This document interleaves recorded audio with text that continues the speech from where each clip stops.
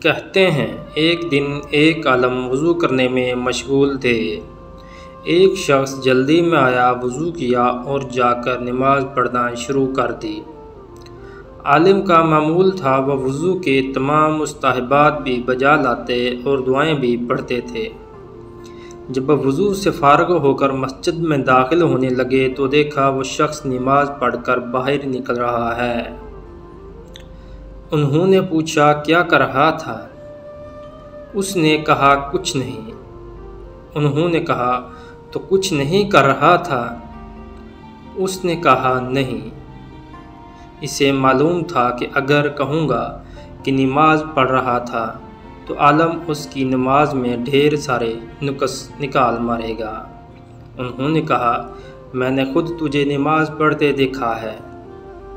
کہنے لگا نہیں کہ بلا آپ نے غلط دیکھا ہے۔ انہوں نے پوچھا پھر کیا کر رہا تھا؟ بولا بس حاضری لگوا کر خدا کو یہ کہنے آیا تھا کہ گناہ گار ہوں مگر تیرا باغی نہیں ہوں۔ اس جملے نے عالم پر بڑا اثر ڈالا۔